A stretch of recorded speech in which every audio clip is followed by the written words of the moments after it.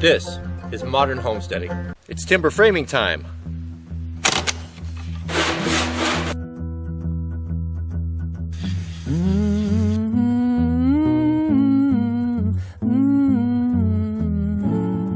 When it comes to drills and drill bits, you really only need one right off the bat until we're doing our pins and our tree nails. But an 1.5-inch bit, and you want a good drill, a really strong, heavy drill with a 1/2-inch chuck. In my opinion, the best ones are the Milwaukees, whether they're the whole hogs or the magnums like this. These are, in my opinion, the best drill bits you can get, or drills you can get. They last forever. They're really, really strong. They'll twist your arm off. These bits, these 1/2-inch Milwaukee bits, are old bits. I got these off of eBay. It was really a great find. I got both of them, and they still had the rubber on them. They were brand new. But if you can look at them, at the size and the heft of it, good luck trying to find bits of this quality today. They're hard to find. I don't know if they exist. And you can resharpen these, and if you take care of them and don't put them into nails, you can just use these things just indefinitely if you take care of them. Nice to have these in the original boxes. Aren't those nice? Auger style. So these are self-pulling. They pull themselves in. Great, great bits.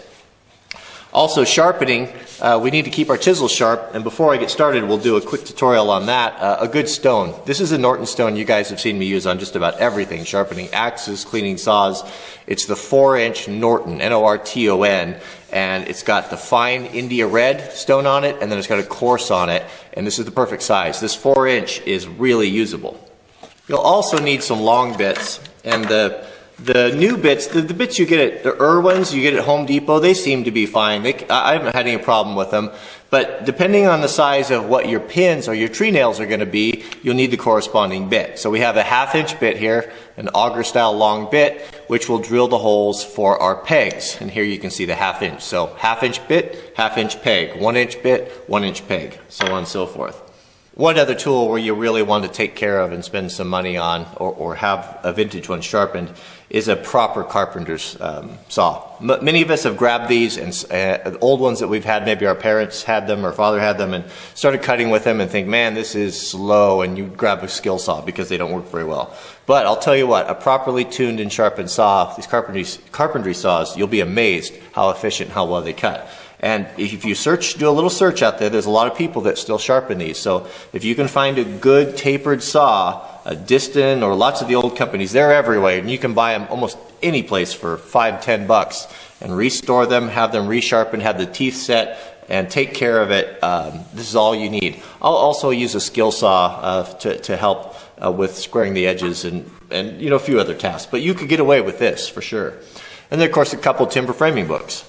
I learned to timber frame from books I got at the library, and I went through a lot of them, and I found a couple that I liked, and I ended up buying these off of Amazon. So I have these with me, and I'm always referencing them on different joinery, because there's just so many different ways you can timber frame. There isn't just one set method. So I look through here and I try to look at lots of different books and get different ideas, and I can kind of choose what I think is best and what meets my I guess my ability level, because some of this stuff's really advanced.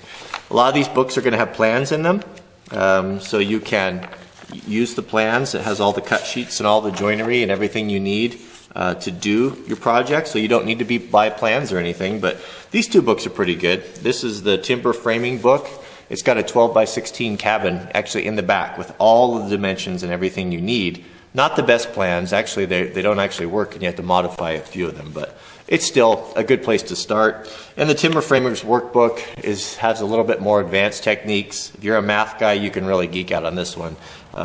It gets pretty detailed, but still helpful. I don't know that these are the two best books. These are just the two that seem to be decent enough.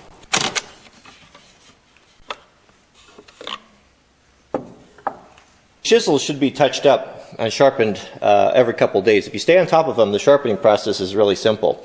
So I always use the fine portion of my stone because I keep the chisels in good shape. These need to be some of the sharpest tools you own.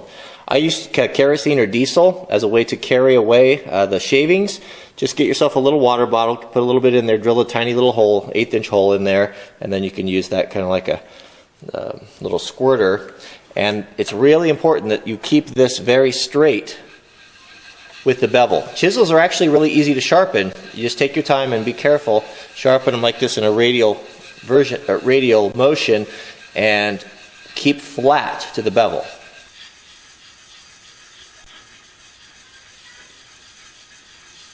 The last thing I'll do when sharpening my chisels, I'll come here and lay my stone on the flat back side of it and work away any wire that may have formed on that chisel edge.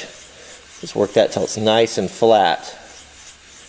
And when you get this all done, it should be shaving sharp.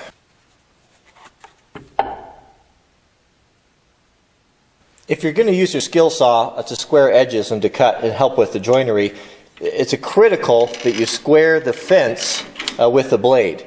So skill saws will have a fence. This is the saw upside down that will rotate so you can cut different angles.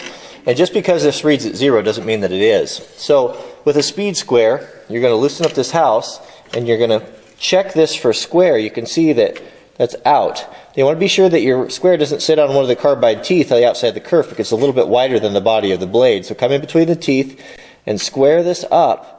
And so that that house and that blade are exactly 90 degrees opposed to each other.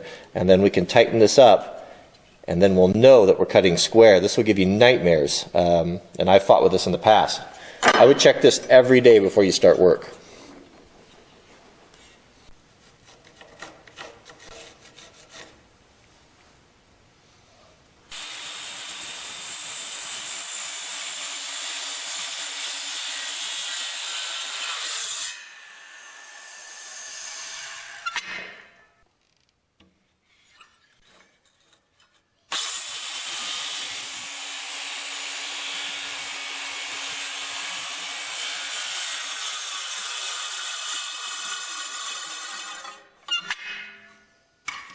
So as you can see, a standard skill saw won't cut all the way through a full dimension 6x6. So we'll cut all 4 sides and then we'll finish that last bit in the center with a handsaw.